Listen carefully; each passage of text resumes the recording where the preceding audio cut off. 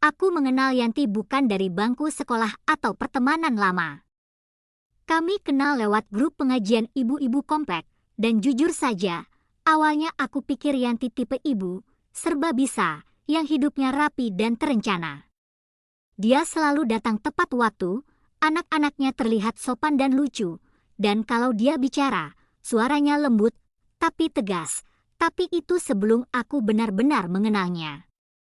Sebelum aku duduk satu meja dengannya sambil nunggu giliran mengisi kajian, dan tanpa sengaja, kami ngobrol soal suka duka sebagai ibu. Kadang aku ngerasa kayak gak pantas jadi ibu, ucap Yanti waktu itu, sambil menggenggam gelas plastik berisi teh manis yang mulai dingin. Kalau anakku tantrum di depan umum, aku yang malu. Kalau dia gak mau makan, aku yang merasa gagal. Kalau rumah berantakan, aku ngerasa gak berguna.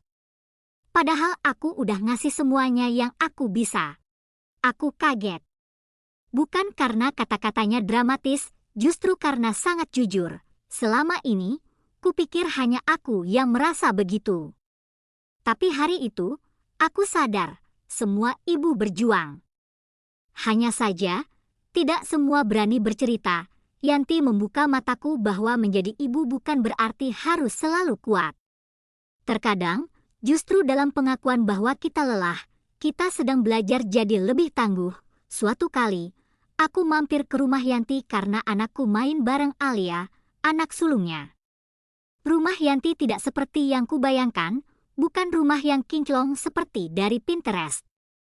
Di dinding ada tempelan gambar krayon buatan Alia, mainan berserakan di pojok ruangan, dan suara Riko kecil terdengar menyanyi lagu anak-anak dengan nada yang sumbang tapi bahagia. Di dapur, Yanti menyuguhkan teh dan pisang goreng, sambil berkata, "Maaf ya, rumahku berantakan. Aku lagi belajar merelakan kerapian demi warasnya diriku sendiri." Aku tertawa. Tapi dalam hati aku salut, ia bukan ibu yang sibuk menyembunyikan kekacauan. Ia ibu yang menyambut proses hidup dengan lapang dada. Bukan berarti dia tak peduli, tapi dia tahu bahwa anak-anak tak selalu butuh rumah kinclong, tapi butuh ibunya tetap waras dan hadir. Pernah suatu sore, Yanti bercerita bahwa dia pernah membentak Alia terlalu keras karena kelelahan. Setelah itu ia menangis diam-diam di kamar mandi.